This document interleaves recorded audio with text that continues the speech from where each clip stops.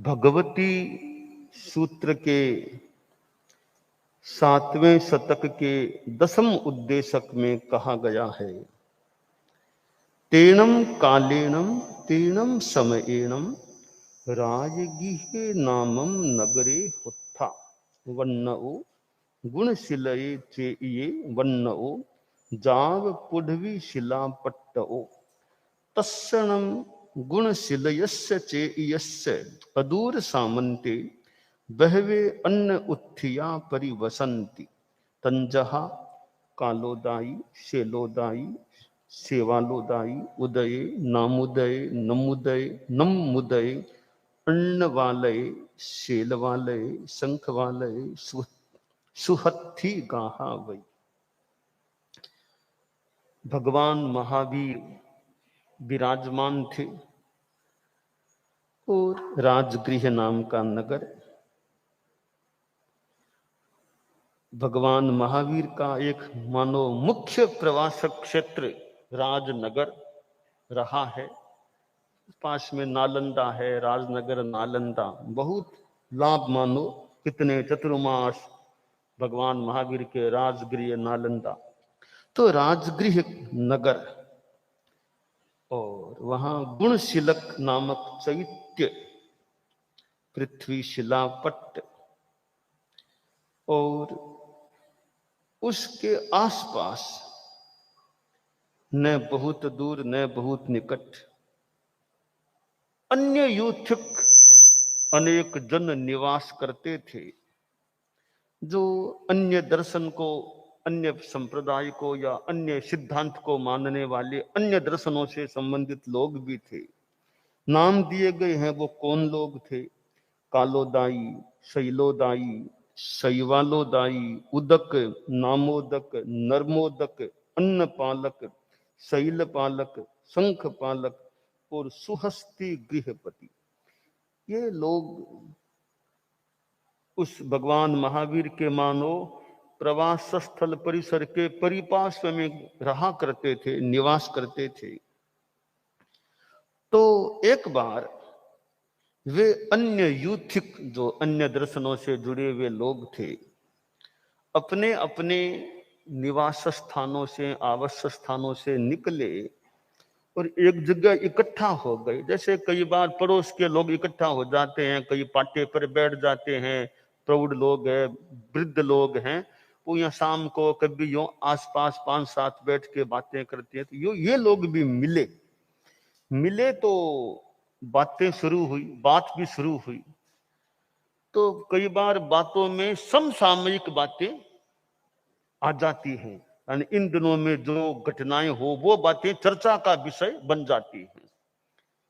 उन लोगों में जो वार्तालाप शुरू हुआ उनमें चर्चा चली, यानी भगवान महावीर पधारे हुए थे, तो भगवान महावीर के सिद्धांत के संदर्भ में उनमें चर्चा चली।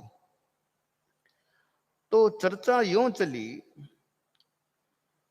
कि भी ये श्रमण ज्ञात पुत्र भगवान महावीर जो हैं, श्रमण ज्ञात पुत्र, ये बात कहते हैं धर्मास्तिकाय, अधर्मास्तिकाय, आकाशास्तिकाय, पुद्गलास्तिकाय, जीवास्तिकाय, और वे कहते हैं कि इनमें 4 अजीव काय हैं, धर्मास्तिकाय, अधर्मास्तिकाय, आकाशास्तिकाय और पुद्गलास्तिकाय। ये 4 अजीव काय हैं। और एक जीवास्तिकाय है, वे जीवास्तिकाय को अमूर्त, जीवास्तिकाय को भी अमूर्त कहते हैं।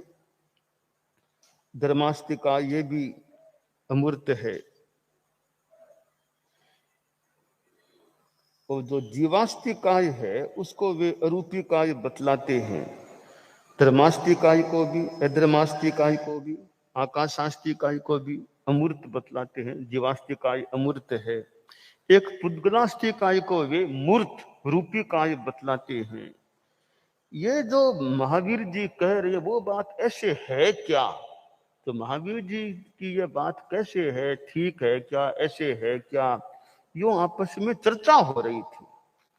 अब वे लोग तो इतने अधिकृत थे नहीं, जैन दर्शन के मान लो, भगवान महावीर के नहीं रहे होंगे, तो चर्चा थी, पर अब निष्कर्ष पर नहीं पहुंच पाए होंगे शायद, इतने में संयोग की बात कि उनकी तो चर्चा हो रही थी, उधर भगवान महावीर अपने उधर प्रवास स्थल या उस परिसर में थे।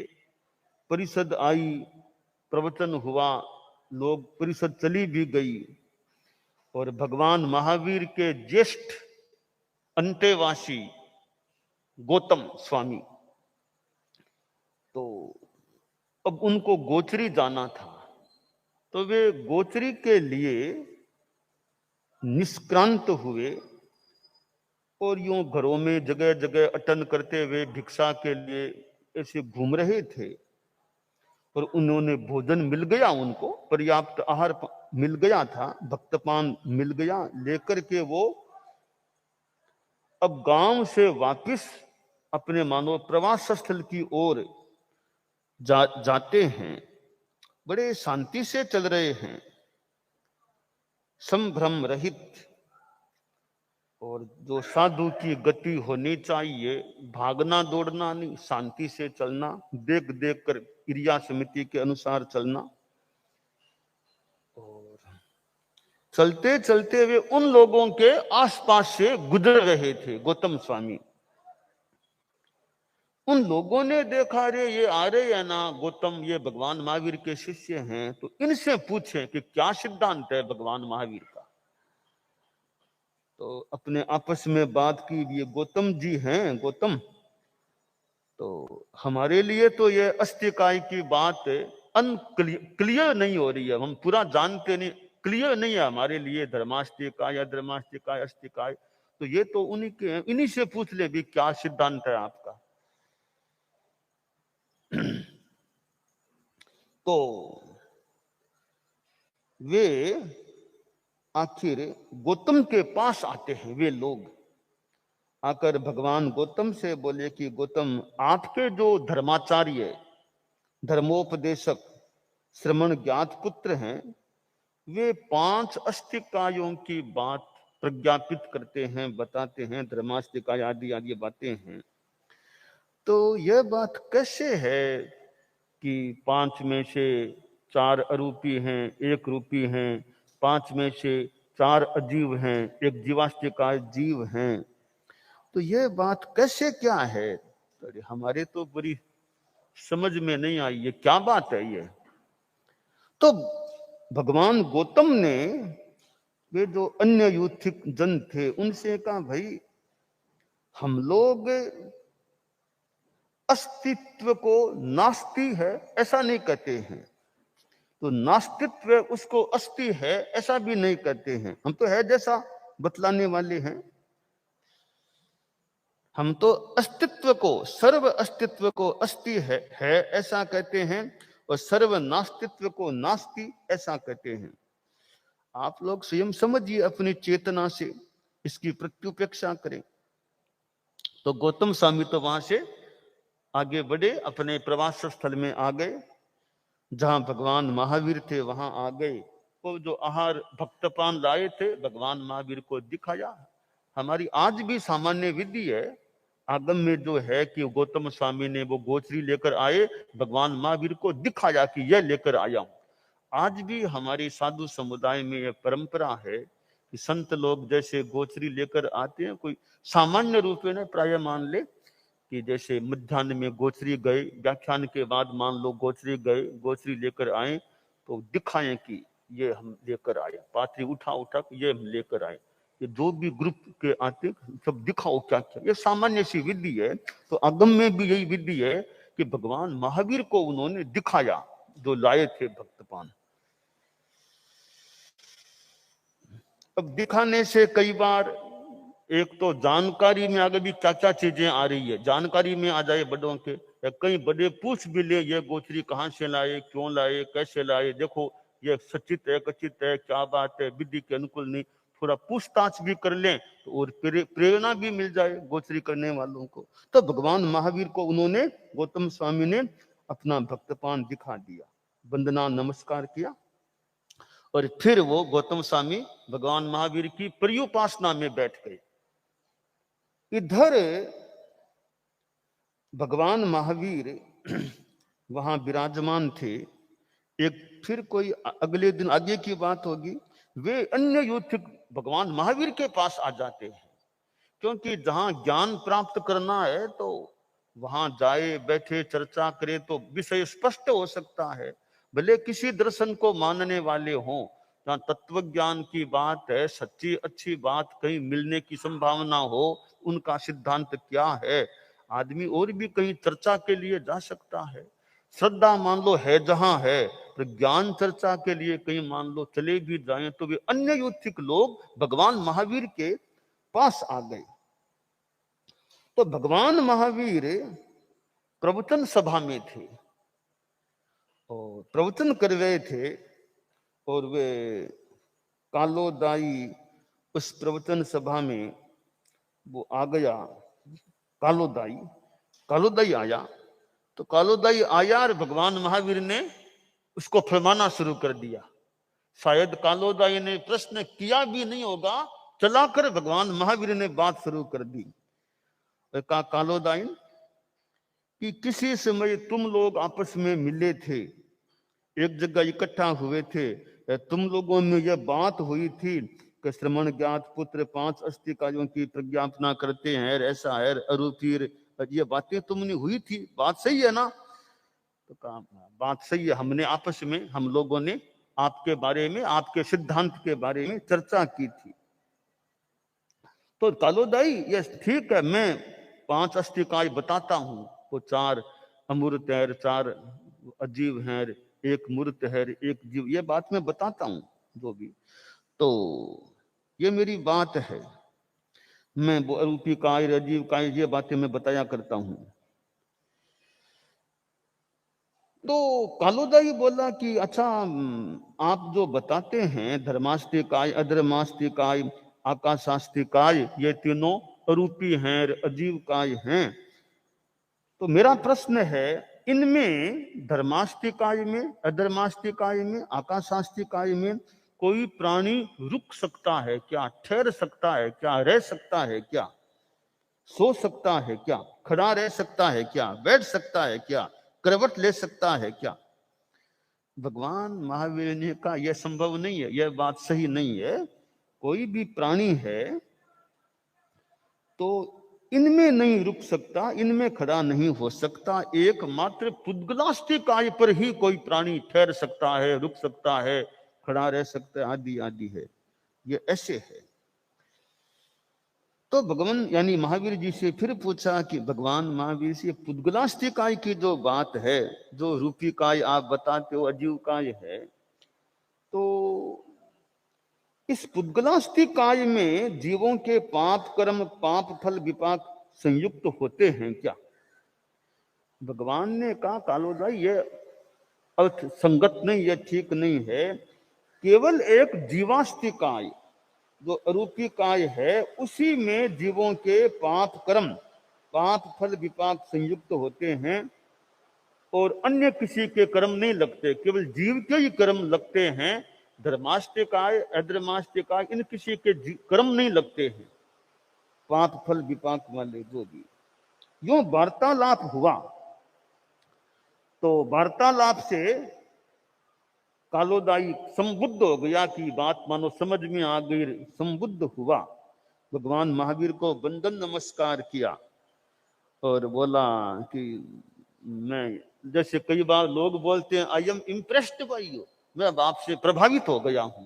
तो मानो कोई इस तरह की बात कही होगी कालोदाई ने कि नहीं, आपसे थोड़ी मैंने बात की तो मैं मानो अब संबुद्ध हूं, अब मैं वो धर्म की बात आपसे सुनना चाहता हूं।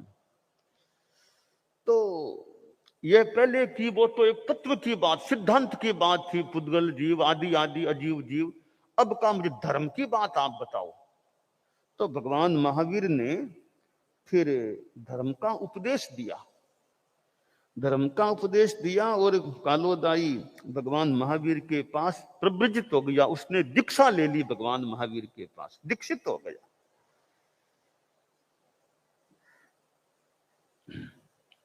और फिर कालोदाई ने आगम अध्ययन किया और किया, आदि आदि बातें होती है। तो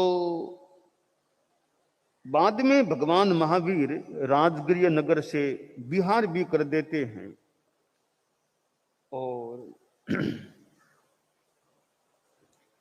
कुछ बाहर विचरण करते हैं, जनपद विहार करते हैं और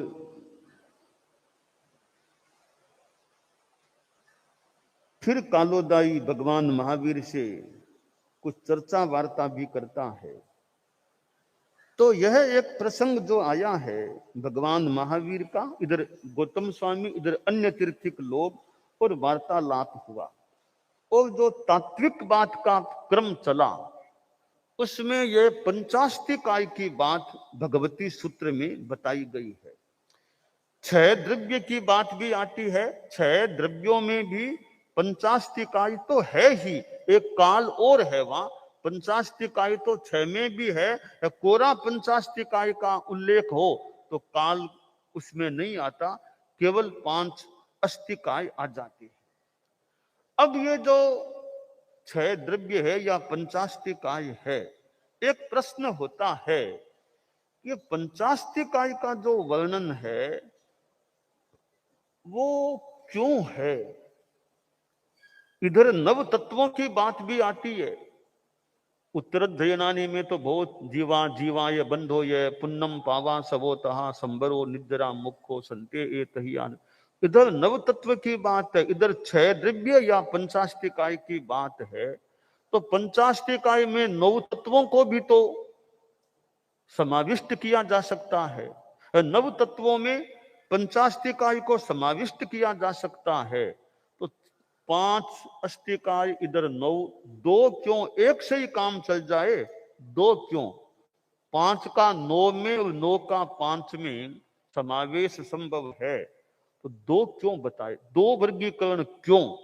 जो भी विवक्षा हो, एक कल्पना यह की जा सकती है कि दोनों वर्गीकरणों के पीछे अलग अलग दृष्टि है। जहां यह प्रश्न हो, उपासक श्रेणी के बैठे हैं, तो जहां यह प्रश्न हो कि यह दुनिया क्या है, यह दुनिया, सृष्टि, पूरा लोक सब क्या है, ओंटोलॉजी, अस्तित्ववाद है क्या, यह सब है क्या, क्या है, यह दुनिया क्या है? इसका उत्तर है षड्द्रव्यात्मको लोक है। जहां 6 द्रव्य पंचास्तिकाय है, पंचास्तिकाय मयो लोक है। जहां पंचास्तिकाय है वह लोक होता है, यानी धर्मास्तिकाय यह है, अधर्मास्ति।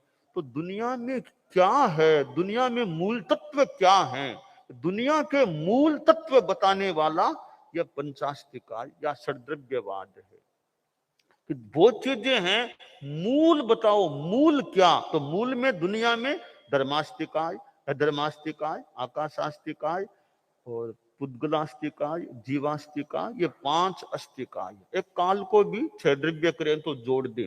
तो दुनिया क्या है?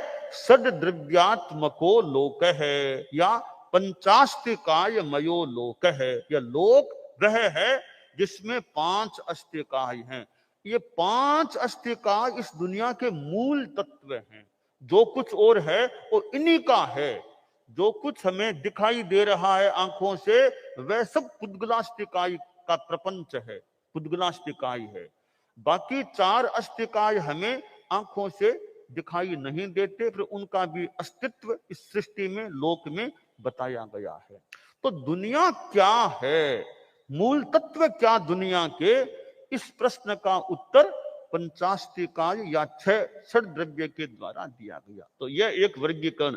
अब दूसरी दृष्टि है, कोई कहे भाई महाराज दुनिया क्या, ये तो ठीक है आपने बता दिया, जान लेंगे, एक नहीं जाने, जो भी है, हमें तो साधना करनी है, हमें तो आत्मा की बात बताओ, आत्मा का कल्याण क्या, कल्याण में बाध्य क्या, हमें वो बात बताओ। आप वो बात, आत्म कल्याण की बात बतानी है तो नव तत्व को जानो। जीव अजीव, पुण्य पाप, आश्रव संबर, निर्जरा बंध मोक्ष, ये नव तत्व का जो वर्गीकरण है वो एक आध्यात्मिक उपयोगितावाद वाला है। तो आत्मा के लिए क्या करें, कल्याण के लिए क्या करें, तो मूल मूल बातें हमें नव तत्वों में प्राप्त हो जाती है। तो अस्तित्ववाद और उपयोगितावाद, छह द्रव्य और पंचास्तिकाय जो हैं वे अस्तित्ववाद के संदर्भ में है, और उपयोगितावाद के संदर्भ में यह नव तत्व क्या वर्गीकरण है, नव तत्व की बात है। क्योंकि आत्मा का कल्याण, वहां तो आश्रम को भी जानना होगा, संबर को समझना होगा, निर्जरा को जानो, बंध क्या जानो, पुण्य पाप क्या जानो, मोक्ष क्या जानो, ये सब जाने बिना आत्म कल्याण की बात में बाधा या कठिनाई हो सकती है। तो अस्तित्ववाद और उपयोगितावाद, अस्तित्ववाद के संदर्भ में व्हाट इज दिस वर्ल्ड, इस प्रश्न यह है नव तत्व की बात आ जाती है। तो भगवती सूत्र में यह जो पंचास्तिकाय की बात आई है वो लगता है यो मानो वो अस्तित्ववाद की बात जो भगवान महावीर ने बताई है वो वर्गीकरण है, पंच ने बताई है वो वर्गीकरण है पंचास्तिकाय का। तो कालोदाई जैसे व्यक्तियों में अस्तिकाय का, तो कालोदाई जैसे व्यक्तियों में भी एक चर्चा उठी, और भगवान महावीर के दरबार में भी कालोदाई पहुंच गया और मानो संतुष्ट हो गया, भगवान महावीर के पास वह साधु भी बन गया। वो एक अच्छी बात है, चर्चा करके संबुद्ध होकर के साधु भी बन गया।